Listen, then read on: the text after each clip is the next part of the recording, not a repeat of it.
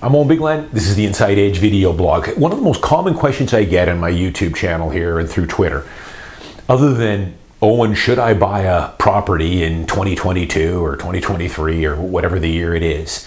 Which, just quickly off track here, my answer is yes, you should, provided you follow my golden rules that I've done dozens of blogs on. You're able to hold it for 8 to 10 years.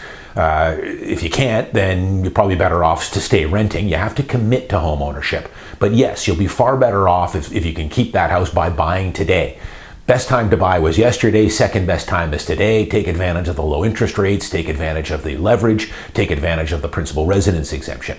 Certainly beats renting and being on the sidelines. Don't try and time markets. Get in, enjoy the house, call it a day. But the second biggest question I get consistently is, should I buy a pre-sale? Oh, and I'm thinking about buying a pre-sale condo. So let me just do a quick video blog here and update my views on pre-sale, because I've done tons of blogs on this, as you guys know. Not much has changed. In today's market, 2022, we're in a strong market right now. And yeah, if you're looking to buy a good 1-bedroom or even a good quality 2-bed under $1 million, you're probably going to be getting into a bidding war. But pre-sale, it made a lot more sense back 10 years ago. It was a totally different game 10 or 12 years ago. You were actually able to buy pre-sale less than what the tangible market was at. I know it sounds crazy, but that's the way it was. You could buy it with 5% down, not 20 like you need now. There was no assignment fees. If you wanted to sell it before it completed, you could put it on the MLS. There was no charge for that. And the completion dates were half of what they were now. You could buy these pre-sales and you could move into them in 6 or 7 months, not 3 or 4 years like it is now. Pre-sale can still make sense for some certain buyers. And most of that would be a very unique luxury product. So this would be a architecturally significant tower, some of the ones being built in Cole Harbour, with unobstructed water and mountain views. We're talking $3,000 a square foot that you cannot really replicate in the tangible market, or it would be difficult to. And it's a very special building. Or perhaps something out, in Burnaby or Richmond, it's a pre-sale that's close to where your parents live or right down the street from where you work. Okay, maybe it can make sense there. But after that, keep in mind, it sounds like a good way to buy a home. It's a layaway program. You put 5% down today, and then another 5% in 60 days, and another 5% in 120, for a total of 20%. You don't get the keys on it for 3 or 4 years. It sounds like a good way to buy. For some people it might, but you are paying a premium for that layaway program. You have to do the math on what you're paying price per square foot, and then of course build in the 5% GST. And if you do decide to sell it shortly thereafter, remember there's going to be a second 5% GST on that. As far as the cons go, there are a number of them here. Again, long delay time from the time you buy it till the time you get the keys, and that keeps getting longer and longer and longer and longer. 12 years ago, a typical closing time would be 18 months. I had pre-sales that were done in 6 months. You could move in. I had talked about that last pre-sale that I bought in Olympic Village 5 years ago, built by Bastion. The building was 95% complete when they pre-sold it. You bought it and moved into it 3 months later. That's unheard of now. They would never do that. Now you're looking at 3, 4, 5 years on some of these. You've got the GST, of course, a second set of GST if you need to sell it in quick order after you've gotten the keys on it. It's not a tangible product, so you're basing everything off a brochure and a display suite. And those things can change drastically from what you're buying on the brochure to what you actually get as the finished product.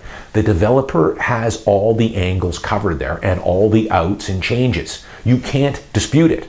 Once you sign on the dotted line, they give you a week to read the disclosure statement. Everything is in the favor of the developer, not in you. You have no recourse on anything. You want to sell it, probably won't let you put it on the MLS. You have to sell it as a private deal, and then they're going to want an outlandish fee, anywhere from $10,000 to perhaps as much as 10 or 15% of the lift if you're able to sell it with a higher price, with a lift, what we call a lift on it. The other thing, of course, your financing is not locked in until you get, just prior to you getting the keys on it. So much can change. I hear so many horror stories of guys that buy 2 of these pre-sales. They complete in 3 or 4 years. By the time they're getting ready to complete on it, lots of stuff has changed. They've gotten divorced, they become disabled, they lose their job because of COVID, and they can't qualify for the mortgage now. And now you are in serious, serious trouble if you can't complete on that.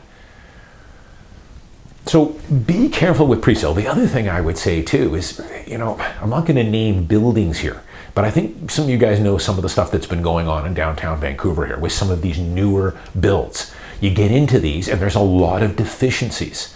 And I know of several stratas right now that are 2-3 years old that have got lawsuits going on against the developers for all these construction deficiencies.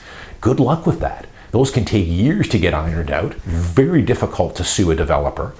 These guys start holding companies, and once it's been sold, they dissolve the holding company. So you have to be careful with the pre-sales. There's a lot of uncertainty. A lot of things can change.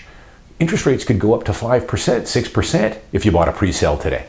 Sure, you might be able to qualify it today at 2, but interest rates could be 3 times that much when it comes time to complete. Things like parking spaces.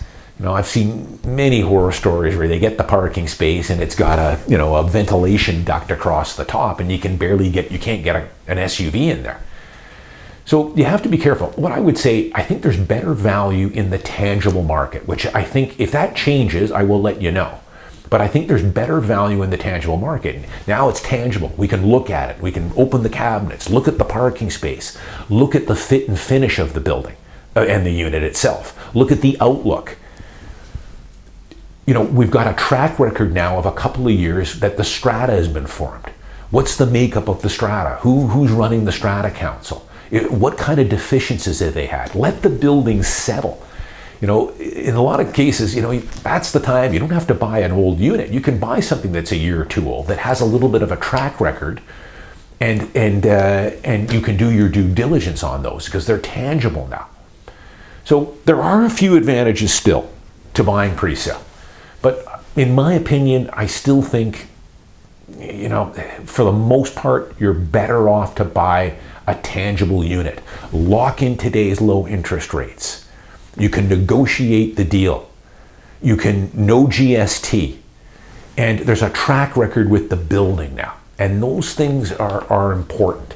But again, I know there's going to be people that love the pre-sales, and lots of people do very well on pre-sales. They buy it and it goes up. By the time they get the keys on it, they're already sitting on $100,000. And those are great. I've had many of those myself personally, and I've had lots of clients in those. But it can also go the other way too. Remember, that for every one of those, there's one where they paid peak price, and then by the time they got the keys, the market had changed and it's now worth $100,000 less than what they paid for it. And there's lots of those that I've seen over the years as well. I'm Owen Bigland. As always, thanks for watching. I'll see you next week.